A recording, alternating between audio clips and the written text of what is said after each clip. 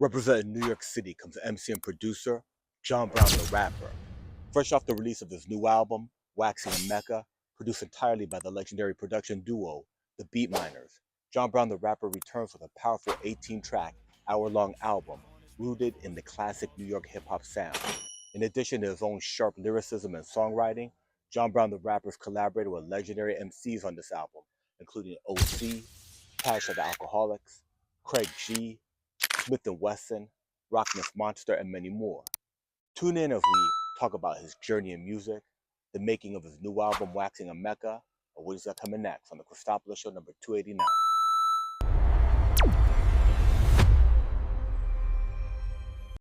Representing New York City, we have MC and producer John Brown the Rapper.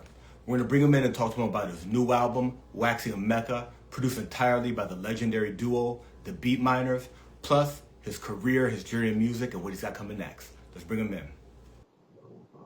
Peace. Oh yeah, salute, my brother. Salute. Yes, sir.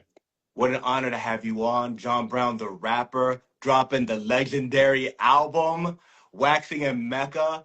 What an incredible, and I'm not sure what you would consider this for yourself because you have a history in hip hop. You've been a part of a group, you've worked under other names also, right? But, this is the Beatminerz. This is 18 tracks. This has got OC on it. This has got Tash and Smith & Wesson. Would you consider Waxing in Mecca kind of like your first album, like your debut album? Yeah, I attribute it to the same sort of idea where rappers have mixtapes and then they have a studio album. So I would say this is my debut studio album. This is the first time I've done it with real professionals, recorded in a real studio, done the mixing and mastering, done the full sequencing, and before that it was really about mixtapes, but albums that were recorded and produced in my bedroom with my friends. You know what I'm saying? This is the first time where I'm really doing it the way that the legends have done it, and taking the sort of time with it that I think it deserves. A lot of times, again, I've done projects that took me 6 months or maybe even 9 months, but this album took us 3 years, and so it's a big difference in just the level of effort that went into this one versus a lot of my other projects. Yeah, and it's a big chunky album, right? 18 tracks, 1 hour, over 1 hour of music. By today's standards, you could have released a double album. You could have released a part 1 and a part 2. You made a classic boom bap album, right? Yeah. With with not only your skill set, but you went and got the legends. Congratulations. Thank Right? you. It's impressive just to when you just look at it, it's like, okay, I'm gonna definitely listen to this, and then it's a very, it's a great album. You come Thank you. through, everybody comes through on it. Share with us, a little bit about the Beatminerz, that connection. Like, there's, because a lot of people in the industry, right? How was the chemistry with them specifically? How did that start to work? Where you maybe did a track and another, then you kind of started going with the idea of like, I'm just going to do a whole album produced by the Beatminerz.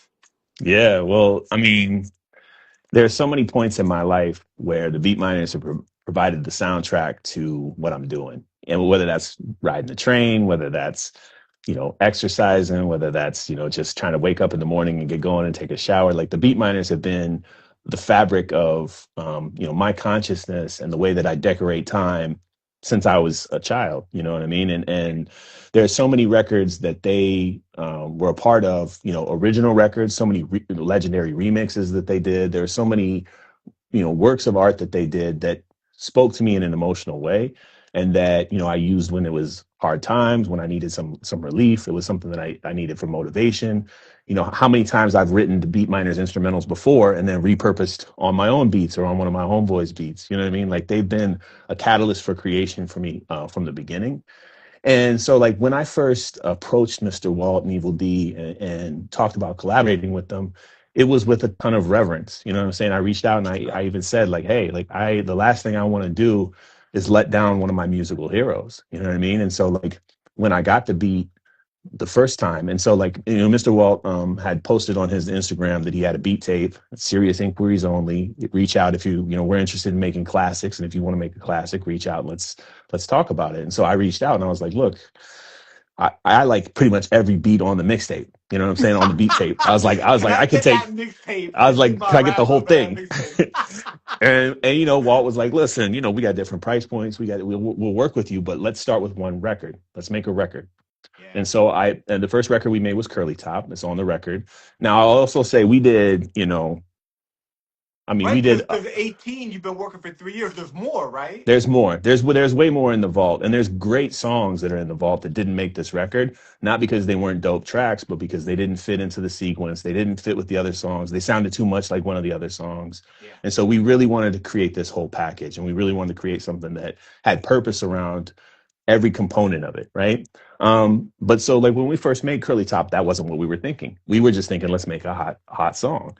And I think the second song that we did was Extraordinary, right? And Wow. so, you know, when you have two songs of that caliber that are that dope the first time you try to work together, that creates a lot of momentum, you know? And so I think of the first 10 records that we did together, probably about half of them are actually on this record. And the other half are things that we could release later. And we'll continue to let some of the joints out of the vault as we go forward. And we're also working on new music all the time too. The whole point of waxing in Mecca again was like I said, to create a complete composition from front to back that talks about New York, that talks about classic boom bap, that talks about the fact that this movement, who some people have written off, is still alive and well and still Yeah. thriving, right? And I feel like we accomplished our purpose when we set out to do with this record. I also say, like, at some point we did think about releasing an EP. We did think about, you know, trying to test the waters first with what we were doing before we tried to launch this whole thing as one big unit.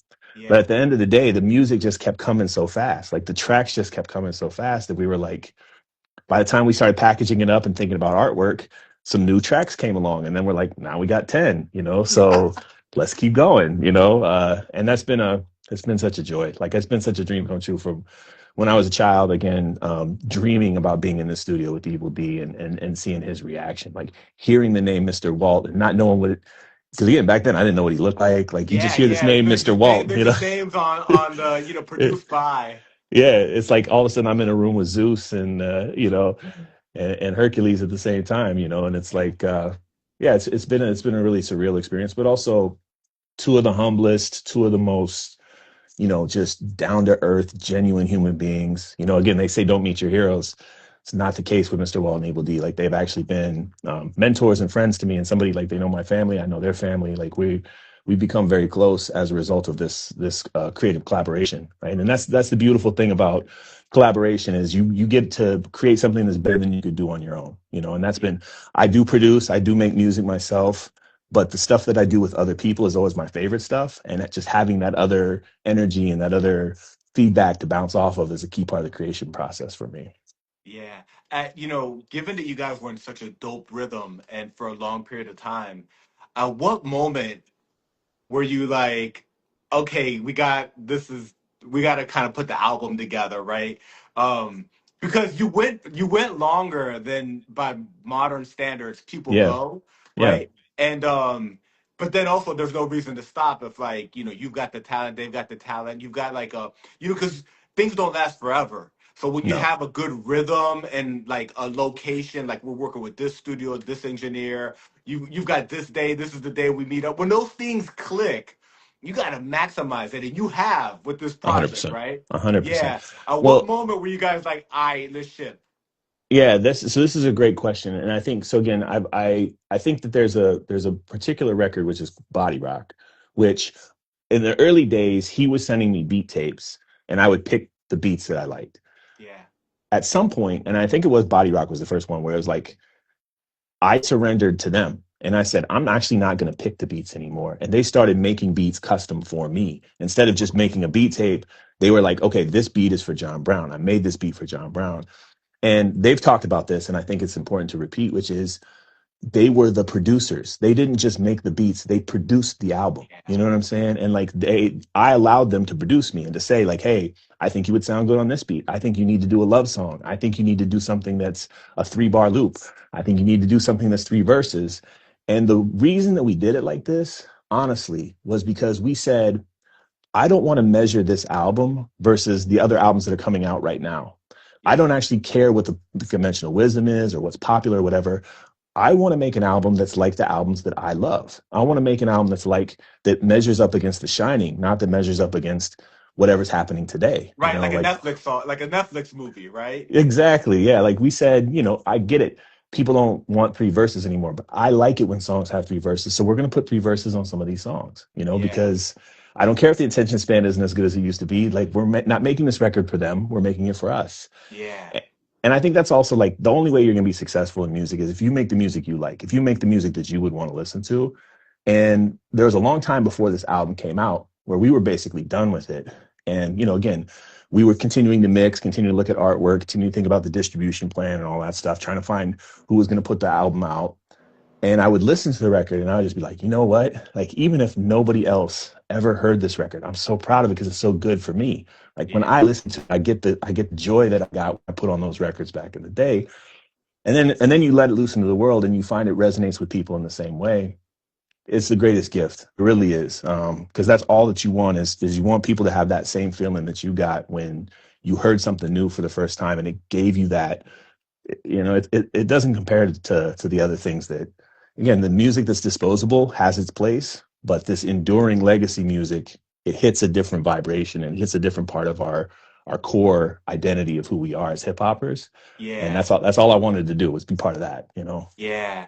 Yeah, that's such a really dope distinction that you pointed out, which is you were copping beats, and at one moment in time it became they were producing, Yeah. right? And you were part of the ensemble. You were the MC in the whole ensemble, and they're masters of the craft. I mean, at this point, this is it. If we're talking hip hop, if we're talking boom bap, if we're talking the golden era, these are the heavyweights. So Yeah. you surrendered and said, all right, and then you created a classic, and that's really really dope. Yeah, 100%. Surrendering is hard, and so many artists want to do all of it themselves. So many artists they think the only way that it's legit is if they're the end all be all of all of that. And what I came to realize again is that the art itself has a life that goes beyond money, it goes beyond Yeah. fame, it goes beyond any sort of these temporary, transitory things that we hold on to in life. The art is something that endures, and if you hold that as your goal, you're never going to fail. Like there is Yeah. no failure if that's your goal. The only way you fail is if your goal is, I want to get a certain amount of spins. I want to get a certain amount of Yeah. money from this thing. Then you've shifted the focus. And I think again, the laws of attraction, the way the universe works, if you put those things out, you're much more likely to get those other things along with it. We got played for 8 weeks on Hot 97. Okay. That's Funkmaster Flex played us crazy. for 8 weeks on Hot 97. When we were making this record, do you think that we thought we were going to get played on Hot 97? Do you Nah. think we tried to make a record? No, of course not. Like that was not even part of our calculus at all. But Right. as a result, we You made can't something. calculate that into the strategic No, no. rollout. No, you can't. But as a result, by making something that we just loved, it happened to be Flex heard that and was like, fuck with this record. Let's give it run. You know what I mean? And Wow. that's the magic that happens when you focus on the art. That's dope. Yeah, I think about, if you're like looking through they're like beat digging, right? And you look at vinyl, you find vinyl, could have been made in Brazil, could have been made in, you've never heard of the artist before, but there's something about the cover art, the naming of the songs, you start to know stuff about the players and the era, and you're looking for classics, and people been putting passion into their creations. All artists have done it, and then there've been whack artists, always, right? Yep. That are trying to ride a wave. You guys made art, and I think it's probably important to maybe unpack some of the aspects of it that go beyond you and the Beatminerz, right? Which is Yep. the name of the album, right? So it Yep. seems obvious to maybe some people. For some people, it might not be. What does that mean to you, waxing a Mecca?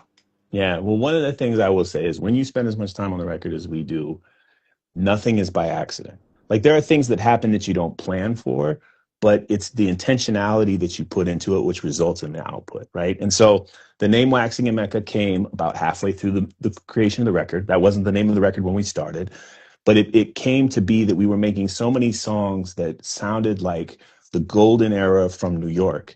And again, this, like, you have drill music from the Bronx, you have, artists on New York radio who are imitating rappers from the South. Like, you have this dilution of the New York sound that has been happening. And we recognized early on, like, nah, this is what New York sounds like in the classic sense. And so, when you're a poet, you're waxing poetic, you're continuing to use, a lot of literally colorful language and descriptive language to describe the things you're trying to get across. And so we're waxing in Mecca, like we're really waxing poetic in Mecca. But there's this other meaning, and everything that we did is there's a surface meaning. There's sometimes a second meaning. Sometimes there's a third and fourth meaning to everything particularly everything I do in my lyrics. But then that was echoed by, and the Beatminerz do this as well. Like I go OD on the meaning in my lyrics. They go OD on the way they construct the beats and the references, right? So like a good example of this would be Punk Kid. I'm writing about punk bands, and I'm talking about my experiences as a child, looking at the example my father was setting, and trying to call him out on that, and being like, "You were the punk, and now you might have thought I was a punk kid, but you were the punk." And then as a result, when the Beatminerz craft that beat, it's like they're using the classic snare that you would have found in a punk record. They're using these loud crash cymbals, and they're trying to match that energy in the actual fabric of the beat. And so the secondary meaning behind waxing in Mecca is, again, you associate the Beatminerz obviously with Black Moon, the Legends Black Moon, legendary group, one of the greatest groups of all time. And the moon has phases. It has its waxing phase and it has its waning phase, right? And when it's waning, it's getting less light, it's getting smaller. But when it's waxing, it's getting more light, it's getting bigger. And so the sound of boom bap, the sound that the Black Moon brought to the world, the DJ Evil D and Mr. Walt were architects of, I believe it continues to get better. They are better today than they were back when they made those records, because they have so much more experience to draw on. They have so many more records in their collection. They have all this other, lived experience that they have in their lives that they put into their music. And the lyricism that's happening today is, again, I glorify the 90s more than anybody. But the reality is the things that the rappers do today far exceed what we could do in the 90s. Those of us who are still rapping today are better. You hear, we talked about earlier, Rock Ness Monster. Rock Ness Monster was elite MC back in the days. He is so much better now than he was back then. Like, if you actually break down the lyrics and the things that he's doing now, he continues to grow. OC continues, as great as OC is, continues to grow. And all of us as artists and as lyricists are always striving to do new things, to be even more profound and efficient with our pen. And again, I'm a big believer in the golden era, and I believe that it's still here. And in a lot of ways, it's, stuff like this, like it's gone back underground.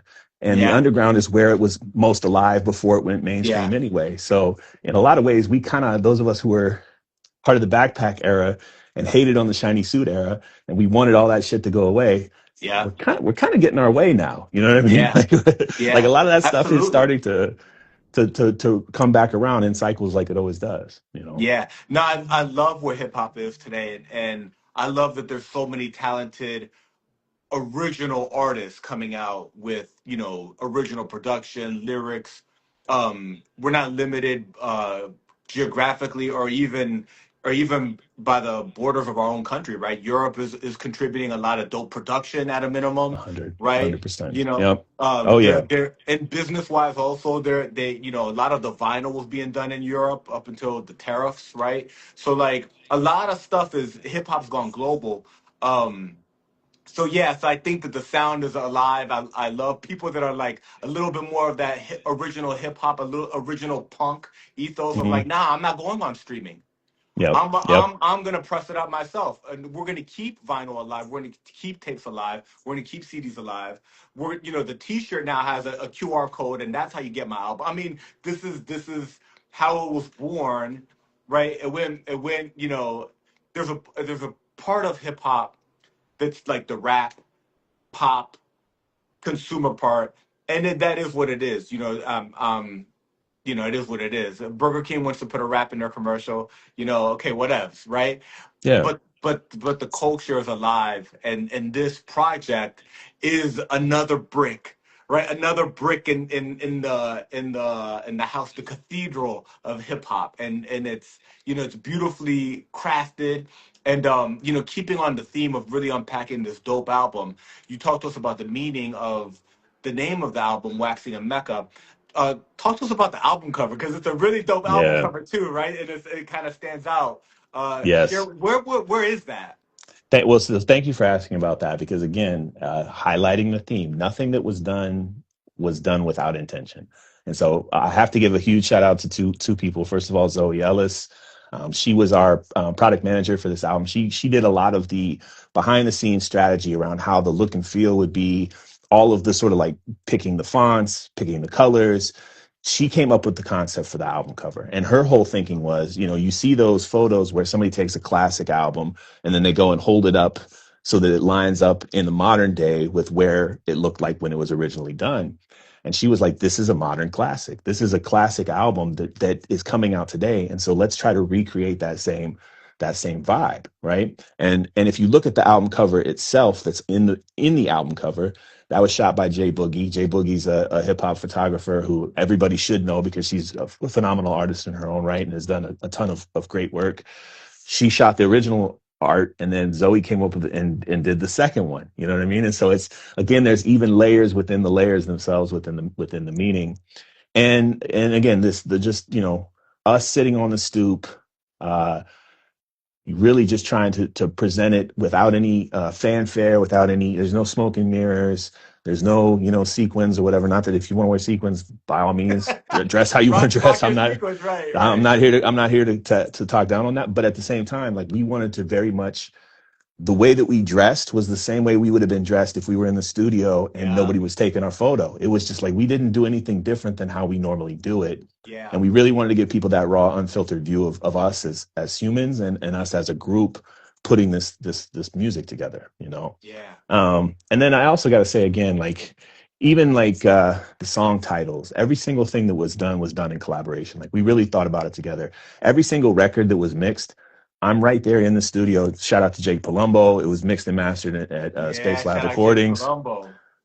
Like it was me, Jake, Walt, Evil D, in every single session. I'm gonna be honest. There might have been one or two where I actually wasn't there because of scheduling or whatever, and then I trusted them. But like when I say hours and hours and hours of us locked in the studio, where maybe 75% of that is working, maybe 25% is telling stories and jokes and Yeah, fucking around and not actually working. And then there'd be different people like shout out my man Luck from H&L Associates. Luck was in the house a lot. Shout out Sarah, a friend of Walt's who was in the studio a lot. Like there were different people who would pop in yeah. and But all of that, and the energy, there's an energy yes, that, and you hear musicians talk about this and engineers talk about, different equipment and how certain tubes and vinyl and analog, and there's yeah, an energy that can be captured on records from the people, the chemistry and the mood and your cadence and your voice, the mm, swing on the machine. All of yeah, that has to do a little bit with the atmosphere in which it was created. 100%. If all of a sudden we got a major label deal and we got a big advance to go and record album number two, I would love to go and actually record on tape again. And we've talked Yeah, about this before. Like again, we would love to. We did it as close to the original way as you could, given the constraints of today and the budget that we had. yeah, And it's a pain in the ass to work on tape. And like at the end of the day, the Beatminerz might kill each other or kill me or kill Jake or somebody. But I would love to do that. I would love to do that again. And it's a lot of work, and maybe you just do a 6-song EP for that. But you're right. There's something in the magnetism of the tape. There's something in the yeah, collecting of the energy in the studio. There's something about that harnessing of the vibrations and the frequencies together that creates something special. I mean, DJ Quick is a perfect example. Like, you listen to his yeah, music and there's a vibe in there which you can't attribute just to the instruments or to the notes that are being played. There's some other yeah, energy that's there that we perceive that you don't yeah. necessarily hear it, but you feel it. Yeah, yeah. Yeah. That's why his music's so funky, Oh, right? It's exactly. got something 100%. that's like, right? He's one of the thought leaders in with this whole concept, but also other records like The First Chronic, and Hmm. Oh, yeah. there's just something that in that old equipment, it was already like that. By default, it makes me think of a lot of rock classics, right? The Beatles, Led Zeppelin, The Doors. There's an energy Yeah. in those recordings that you can't that current rock music is not capturing the same thing, and I think a lot of that has to do with how it was done and what it was done on. So Oh, that's dope. It's another reason the sample-based beats continue to be a cut above some Yeah. AI slop that somebody's going to put together. You know what Yeah. I'm saying? Because your AI doesn't have any soul behind it. When you're sampling a record, you're getting all that soul and all that energy and all the frequencies that were embedded in that recording when that happened. You're not just taking the stuff that's in your room, taking what was in the room when Sly and the Family Stone did their record, and then I'm putting that into my record. You know? Yeah. And again, when you just do the modern stuff, you're narrowing your focus, and some people like that. Like some people, um they want something that's very clean and very hermetically sealed and very like, Yep. and computerized, and we all, I like a little bit of that, but I like it when you mix a little bit of that with a little bit of the old and a little bit of the analog. And Yeah. that's when I think you really get, and that's why, again, I think we're in the best era, because we actually have all of it. Like we're not limited by anything. Same reason I love hip hop. I love all genres of music, but Yeah. I love it the best when somebody raps over it, whatever the Yeah. genre happens to be. That Yeah. then somehow, just whatever type of music it is, if somebody's spitting lyrics and they're a lyricist and they rap over it, it just takes classical, country, rock, heavy metal, Yeah. whatever it is. If you can figure out how to turn that into, and then put a breakbeat behind it too, Yeah. cool. Everything is fair game then at that point, right? Yeah. Yeah, I love every type of music also, but I know what you mean. Like there's hip hop in every music. And Yes. when you find that little loop, when you find Hmm. that little right, that's the best part of all other music, in my Yes, opinion, right? I agree. So that's No. dope. That's dope. For the to wrap up the talk about the cover, is that location like a place people could like visit? People wanted to do like how the concept of the cover, if they wanted to Yeah. go like an extra, how they do those mirrors, like Yeah, multiple, of right? They course. wanted to Yeah. do that with the cover. Yeah. I will say this again. Shout out to Zoe. Zoe scouted and found the location. She picked that stoop. That's not the Beatminerz house. I will say that. Like the Beatminerz live in Brooklyn. I'm not gonna tell you where they live, but Right, we right. could have used the Beatminerz stoop. We used one of Zoe's friends' stoop, and so I'll say this. It's in Bed-Stuy. I'm not gonna give the exact Right. street There's because many that in Bed-Stuy that look like that. Right, right. you We don't know, want a yeah, whole yeah, bunch of people showing up to Zoe's house. exactly. Yeah, do it in 15 years. Yeah. Once Zoe's friend moves out, then I'll put the address up, and you can annoy some rando. But since this person was generous enough to let us use their stoop for that photo shoot, I'm gonna try to preserve their anonymity as long as I can. Yeah, Yeah. that's dope. You know, the you've shared so much about the album. There's probably another important part to talk about, which is how many legends you had on this album, right? Yeah. Like, I Yeah. mean, um, OC, Craig G, Tash, right?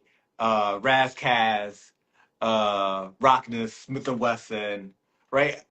Talk to us about the process. Did it come together like, just real organically, one record at a time? Was there a moment where it was done and then you guys knew you wanted it? How did the collaborations happen? Because it's a literal like VIP list I of know. of hip hop on your album. Well, so I mean, I will say early on, we had a conversation where I put together my wish list, where I was like, here's the artist that in a perfect world I would want to get. And then Walt and E looked at that and they're like, okay, well, obviously we know blah, blah, blah, blah. We know them. Like we could probably make this happen, whatever.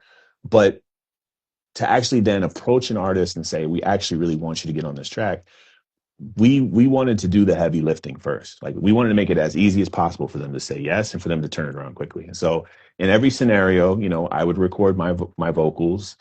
We would have the beat basically ready. We would have exactly the spot where we wanted to go, and that's when we would send it to them. And we would say, "Hey, like," Wow. I am fully aware that if I'm just some rando who's sending a record to OC, he might listen to it or he might not listen to it. You know what I mean? Like, and then that's not a slam on OC. I'm just saying, like, I can only imagine Absolutely. how many random inquiries that this man must get. And so it helps that I'm having that sent over to him saying it's a Beatminerz track. So it's a Yeah. Beatminerz track right away. They're going to listen because worst case scenario, they get to hear a dope unreleased Beatminerz beat, right? Yeah. Then I have the response. That's where my responsibility picks up. I have to lay something down that makes them say, okay, this kid's not whack. Like I actually can rhyme on a track with him and it's not going to embarrass me or tarnish my legacy as an artist, right? That's And right. so and because I know, like again, when we did Legends of this whole shit with OC and Rock Ness, I wrote that verse and I was like, I was like, after I wrote that verse, I was like, I really don't know how to write a second verse to this. I got to get a feature on it. You know what I'm saying? Like, because like writing that first verse is one thing, but then how do you follow that up? Um, and so like, yeah, like you have to first make the record, and then you have to make a decision to say, okay, well, now that this record is here, in order to complete it, we need somebody else's voice. It's not going to be good enough with just John Brown's voice. Like we need somebody else's voice on this because the record needs something. And then you have to think about like whose voice would sound good on this beat next to your voice. I use different voices depending upon the beat. You know, like I have, you know, different ways that I present myself. Similarly, Walt and E would sit and think, oh, who would actually sound good on this next to him? And then we made that decision together and approached the artist together. And then we would send it off. And I feel extremely fortunate because, you know, like the Smith and Wesson record, the Craig G record, they came into the studio and we sat Yeah. and did that together the way that they used to do it back in Wow. the day. So like that record, me and Craig G going back and forth, we sat and wrote that record together in the studio after Wow. maybe, you know, an hour of talking shit and telling jokes and telling stories and stuff like that. Then all of a sudden we start working on the record, we go lay it down, and that's how you get that tight cohesiveness around that stuff, you know? And even Wow. for the artists, when we sent the record off, I feel very fortunate in that everybody sent the record back mad quick. And you hear horror stories about artists sending, you know, Right. records off and they never hear back. Like, I don't think anybody took more than a week or two to get the record back to us. Which then, when that happened, then you're also like, okay, we must have some heat. Like, you know, like not only are they getting on it, but they wrote quick. They got the record back to us quick. The record sounds great. Like the verse sounds great inside the record, and so yeah, like I mean, a lot of times it would be like again, I'm being so sincere, and that when I got OC's verse back, I probably listen. I mean, again, we're in the studio, we mix it, and then I'm taking the train from Brooklyn because we're out in Brooklyn in the studio, and I live up in Harlem. You know, it's probably like an hour train ride to get back Yeah. home. I listen to that record the whole train ride home. As soon as I get home, probably listen to it for like 2 hours. To the point I woke up the next morning, I had OC's verse memorized already Yeah, because you knew his verse. I had listened to it so many times. Again, kid in a candy store, bro. I'm just like Yeah. it's a feeling that it's like riding a roller coaster or you know getting a present on Christmas. You just it's just a feeling of pure joy. And I got to experience that a lot on this record. When I got the verse back from Mickey Fax, again, Mickey's my guy. Like I've known Mickey for a Right. long time, and You guys have history. mhm, You know, we haven't jumped into it yet, right? But yeah, with Pendulum and all of that. yeah. But same thing. When I got the record back from Mickey, it was just like one of these things. Like it was such a dope verse, and I was doing this thing where I'm kind of like I'm overlapping and I'm landing my focal point in different points. And then he picked up on that and he did the same thing where then he's sticking with the same rhyming consonant sound, but he's having it land in different places the same way that I was doing. So again, I'm just it's like throwing an alley oop to LeBron, you know, and then seeing him Yeah. do something crazy with it. It Right. just Seeing him feels so good. right, shadow the backboard.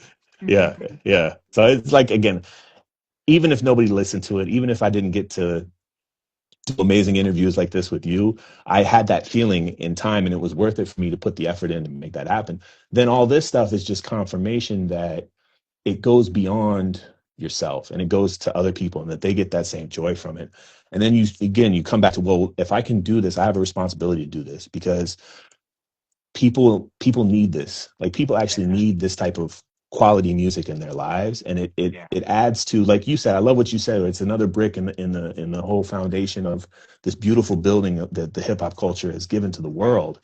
Yeah. There's so many times in my life where I'm a smarter person because of hip hop. Like an MC would use a word I didn't understand, I'd go look it up. They talk Yeah. about something in history that I'd never been educated on, I'd go do the knowledge and I'd learn myself Yeah. about something that otherwise I wouldn't have seen. And you know, I want to do that for other people. I want to be that gift. A lot of stuff I do in my rhymes, I purposely write rhymes in a way that a year later somebody could be like, man, I just caught something new. Like I Yeah. totally missed that you did this thing with it. And like it's like the highlights magazine when we were kids and you try to find a little hidden picture. That's how I Yep. write my rhymes, you know. That's dope. Yeah. That's really, really dope. Thank you for sharing the stories on OC and working with some of these legends on your record. I wanted to spend some time talking about, and maybe this could be kind of like two parts, which is your lyrical prowess, the Mm, amount of time that you've invested in developing your skill set, how much care you've given. You know, it's you can see it, you can hear it on the record. Um, and we talked about there's a catalog before this, even though you were considering those, the first recordings, home studio, and then with this one you went in and completely professional everything. But those early, groups and different rap recordings you participated in, and then maybe the second part could be like your participation in the Pendulum Academy, right? And Yeah. that other part of getting the skill set at the level where it's at. Maybe share those two parts of your journey with us.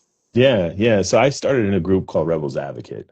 We were a live band, and then we were also, when it got too expensive to pay for 8 instrumentalists to tour all over the country, we consolidated down to a couple rappers and a DJ.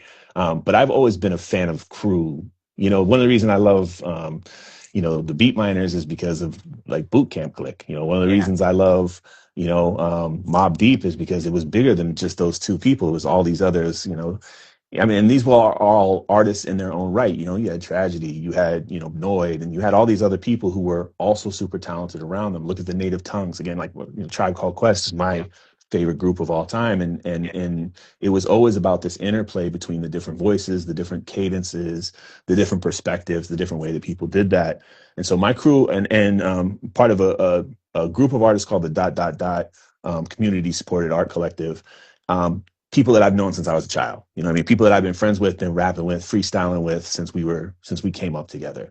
And so like I'll give, shout out my man Branch Rickey, Aeon Gray, Shao Zulu, my man J Neil, H Rap Brown, my boy Still the Greatest.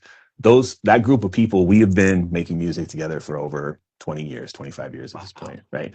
And we had a bunch of records out on college radio. We were part of the what I would, like the 2000s, indie hip hop scene, yeah, which was stood as a direct, antithesis to the bad boy era, and like trying to extend the fat beats, raucous sensibility into what we were doing. yeah, And then there was a point where for me, I don't want to say I gave up, but I gave up on trying to commercialize and trying to make money off of hip hop. At that point, it was still very much like I want this to be my job.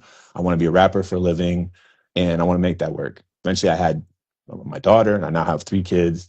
yeah, And I was like, okay, now I got to find some real way to support my family. And I right, did not want to sell out. I did not want to start to make commercial records. I did not want to make kill music. I didn't want to make strip club music. I just wasn't going to do that. And I yeah, still to this day, I'm like, I don't diss those people. You make whatever art compels your soul.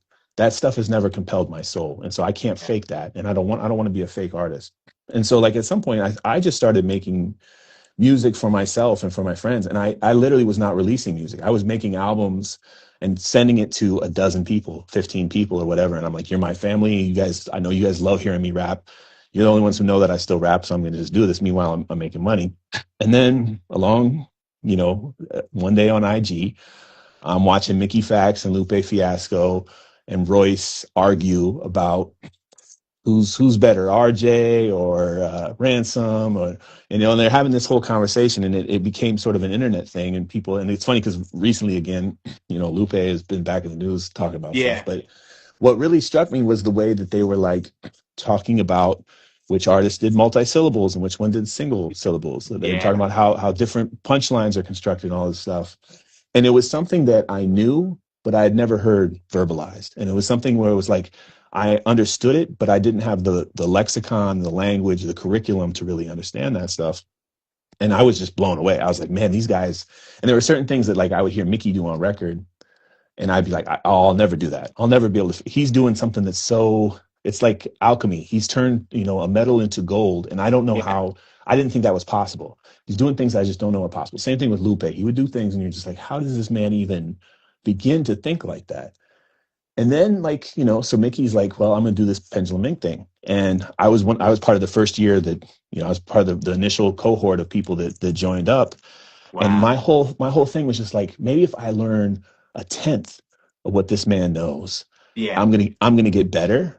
And it's just gonna be fun. Like I'm gonna have a chance instead of just my 15 people who I've been rapping with forever who know me hearing my raps, Mickey Fax is gonna hear me rap. You know what I'm yeah, saying? That's fun. right, Once I joined, I was blown away because it was bigger than just even having Mickey. it was like this whole community of artists who were like me, had spent a bunch of time honing their craft. They had their own style, they had their own cadence, they had their own voice in the way that they approach things.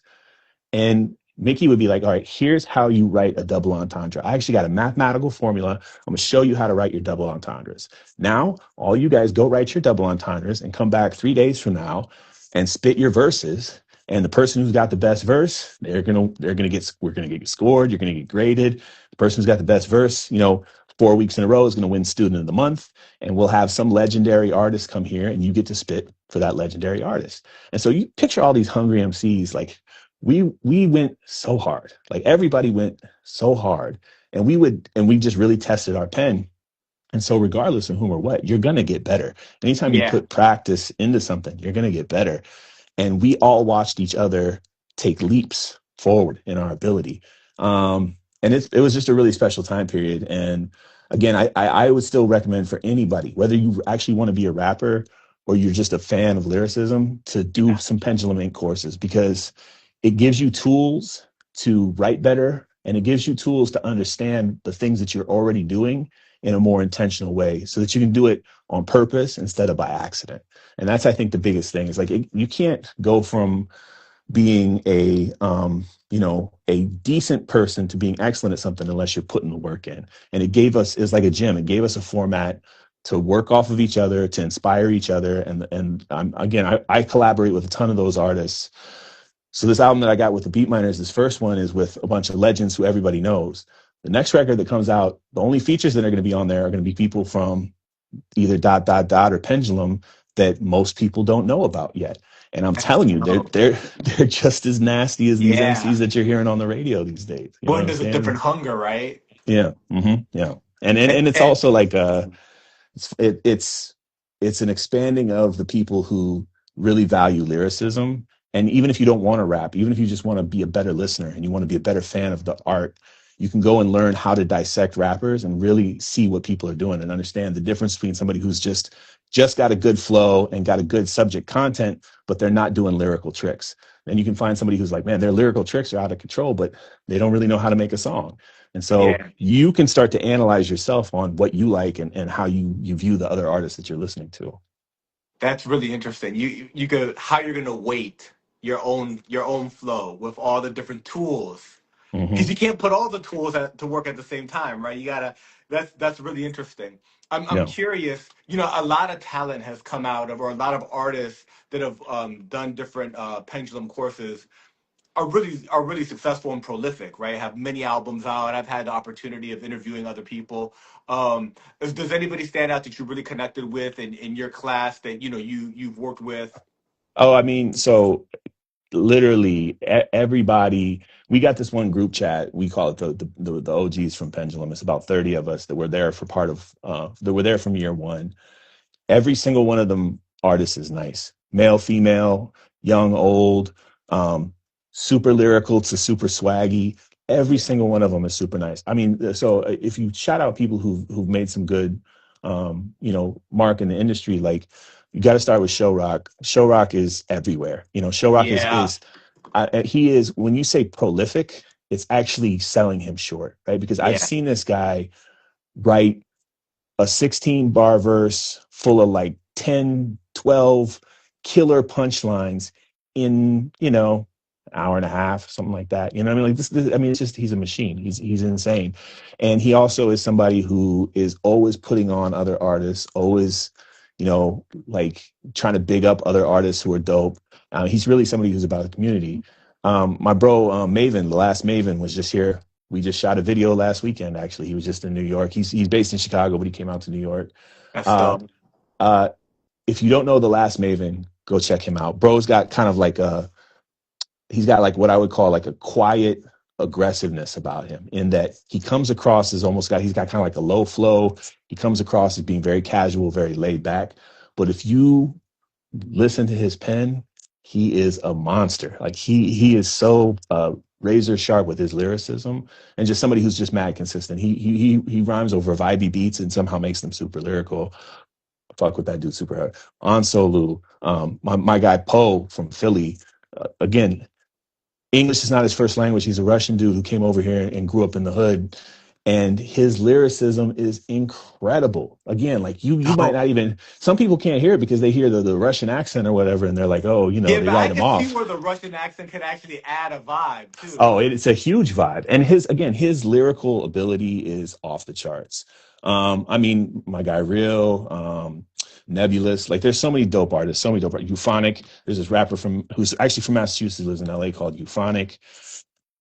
I mean, the dude is a scientist. Like every single bar that he crafts lines up. My guy Sev. There's a ton of rappers. Inevitably I could keep talking because I mean C Red, Queen Mai, like we got dope female rappers. Like there's just so many people from Pendulum that my guy TRP. I mean, yeah, the more I think about it, the more I just come up with other people, and they've all got their own style. None of them sound like the other one. They all sound like themselves. Yeah, And my guy Wave Sinatra, like Wave Sinatra there's this thing called splicing, where you take two words and you take a word and you turn it into two words, or you yeah, find weird ways to pronounce the word to turn it into something. This man is yeah, a savant at splicing. Like he'll come up with stuff that you're just like, again, the sheer volume of that. And that was what was fun about it, is different people would take to different techniques and really show out on those techniques. Yeah, it's just like, again, I have a super thorough bench of spitters that I can call on at any given time to add to whatever I'm creating. And they've all again gotten so much better from when I first met them. Like yeah. we're all just getting better together. And for people who've never that they're just hearing about Pendulum, Yeah. is it is it something you could do online? Is it Yep. something that's talk share with us how people could sign up, and do you Oh man. continue do you continue to take courses? Is it like a one-time thing, or things Once like that people could use if it they want to sign up? Yeah, it's like a gym. It's like a gym in the sense that as long as you want access, you can get access. There's always going to be content. There's always going to be classes. There's always going to be writing sessions. Shout out to my man, Big Mike. He does like a separate dojo on the side. Shout out. So first of all, let me just shout out all the professors. So Mickey, is the name that everybody knows. Yeah, Chilla Jones, one of the greatest battle rappers of all time, and just a great rapper. Like again, just one of the illest lyricists of all time is co-dean, and he's also somebody who taught a lot of the classes and brought in all of his battle rap contacts to teach about how to do battle rap. If you really know battle rap, you know the things that they're doing lyrically. There are, it's like they're on a whole nother level anyway. yeah, My man Jeff Walker, who's also known as Rhymecology. If you ever see somebody wearing those T-shirts that say "Write Better yeah, Rhymes," yeah, yeah, yeah. that's a Rhymecology, Rhymecology shirt. Yeah. absolutely. So he had a class every he'd have multiple classes, but at least once a month, if you're part of Pendulum, you would go to a Rhymecology where you would use hip hop and you would use the art of writing rhymes to help deal with mental health issues and to help deal with therapy, right? Yeah. And so many Which people. is such an important thing Oh because yeah. for so many people, that's what hip hop has been. It's been, the people who didn't grow up with a dad, or the people that grew up, in really hard economic times. Every sort of the tragedy part of life, right? It's not just party music. It's people spilling their souls, and you could relate, and somebody could say what maybe you couldn't say in words. They could Yeah. put it in a rhyme. That's been a big part of hip hop for a lot of people. 100%. I Yeah. mean, and that's, I mean, I wrote Punk Kid after a Rhymecology session. Like again, I wasn't, Wow. I didn't talk about my father on purpose. It was something I avoided for a long time because it was too painful. I didn't want to think about him. Yeah. And then I had to, and then it turned into a rhyme that ended up being something that was really special. Yeah. And just to round out on Pendulum too, like Rob Nice, my guy, Rap Seminar, like he would do classes on how to market and product. Like Kano did sync. Shout out to Comic Book Cam, who, I mean, there was a falling out. He's not part of Pendulum anymore, but he was Yeah. also part of it early days. And he also was an early pioneer in this concept of trying to teach classes on rapping, and somebody who, again, I think is an incredible MC who maybe people don't know what they should know. You know what I mean? He got this song called Bev. If he ever sees this, he already knew I was gonna bring up Bev because every time I see him and talk about him, I talk about this song where it stands for Bong's Eye View, and he's writing a rap as if he's the bong, and he's talking about the That's person who's. dope. Oh, it's incredible, and I watched him write that verse. Like he wrote that verse in a class one day, and then like I watched the creation of that song. It was still one of my favorite joints from any artist anywhere. I love that joint. So like again, it's and then we would have Inspector Deck, Method Man, Sky Zoo, Absol, Ransom, you know, like the amount of like stellar MCs who would then come and once a month, Pharoah Monch, you know, DMC from Run DMC. And they would teach a class and they would talk about their creative process and we would get to ask them questions. And again, the best MC from that month who had scored the highest in the verses would get to spit for them and get the critique from them live. I can't even. And in what other universe, in what other form Exactly. do you ever get to do that? This is like a one of a kind. Yeah. And I think about like how much people pay to go to Berkeley Music College, you know what I mean, or whatever, so that they can have that experience in other genres. You know, nobody questions if you're a guitarist, if you go and take guitar lessons. Or for some reason, we in hip hop and rappers in particular have this shitty, snobby attitude that it's like, oh, I don't need help. If I ask for help, I'm weak. I don't need to get better. Like, you know, every other instrument, every other genre, we don't put those limitations on ourselves as human beings. It's only in hip hop that we try to like really, you know, force ourselves into a corner that's not necessary. Yeah, I'm naturally this good. Yeah. I woke up this way. Yeah, no. And especially in this genre where we all stand on the shoulders of giants. Like we are all influenced by Rakim. If you don't think you're influenced by Rakim, you just haven't done enough history to understand how many artists Rakim influenced, like, you know. And the shift in hip hop when he showed up. Right? Oh yeah. Yeah. And just like, again, we benefit from JID. JID does stuff on the mic that, again, the first time he did it, it was fantastic. Now everybody that goes after JID has that example. Like we can listen to him and hear about this incredible cadence dexterity that this guy has. And we benefit from that. And you're fooling yourself if you don't. Now the secret is how to take, but then turn it into you and take the lesson, but don't copy the style. That's the hardest part in hip hop. And then again, we come from an era where originality was a big part of it. And then we went into this era where everybody was trying to copy. Everything is like custom make your sound to sound like what's already on the radio. That's the only way to get on. And so the thing, again, I love the most about Pendulum is they try to teach you other styles, but they don't tell you to change your style. No class where they're like, Mickey was like, hey, rap like me. That's not what he did. You know, he said, this is how I turn who I am into a better version of myself. You figure out how to turn yourself into a better version of yourself. Compete with yourself, you know? That's good. That's Yeah. good. No. Thank you for sharing the journey, bro. You took us like back to, you know, the early days all the way up into Pendulum. That brings us to Waxing and Mecca. Your lyricism, your cadence, the flow, right, the space that you allow, all of that, it shows how much energy, time, care you've put into your songs and your abilities. Waxing and Mecca, is there going to be vinyl available for the Waxy and Mecca? Vinyl is available now, fatbeats.com. It's a double LP, so you get two pieces of vinyl. Yeah, because it's an hour long, right? That's exactly. I was like, they're going to have to split this up. Yeah. If you want to get a CD, you go to johnbrowntherapper.com. It's actually down, like the link is down right now. I got to repost the link up, but it'll be back up this weekend so folks can buy a CD. We're going to put some extra bonus tracks on the CD as well that aren't on streaming and that aren't on the album. So that's going to be a special. How you get people to buy the vinyl and the CD, right? Exactly. So johnbrowntherapper.com can they get all merch there, or if the vinyl? Yeah. I mean, the reality is you can click on the vinyl on the John Brown, and then it sends you back over to the Fat Beats site. So you can go there to find everything. You're going to actually have to buy it from Fat Beats, at least until they run out of their stock. Once they run out of their stock, we might repress another edition. But I want them to sell all the records that they pressed up first. Again, it was such a huge honor to be on Fat Beats. Like I honestly, I say this on the record, and it's the honest to God truth. I used to harass those dudes. Like I used to be in the store with my demo, like constantly, you know what I'm saying, back in the day. And so to be actually have the record distributed by Fat Beats is such an honor. Shout out to Soul Spasm, who did the digital distribution. Again, they've been a mainstay in underground hip hop for a long time, and Jim Drew and the group over there have been fantastic to work with. Shout out to Victorious DaCosta, who directed the extraordinary video and the Basement to Penthouse video. Shout out to my man Andre Barnes, who's done all the publicity. Like I've been fortunate enough, because of introductions via Walton and Evil D, to work with some really fantastic people in this industry who all know that the way to actually navigate this stuff. And yeah, like I will also say again, I think that as dope as Waxing and Mecca is, we're working on another one, and this next one's going to be even better. You know, we got some That's choice for dope. this next one that I'm like, man, I can't wait. I can't wait for people to hear the next few records that we're going to put out. That's amazing, my brother.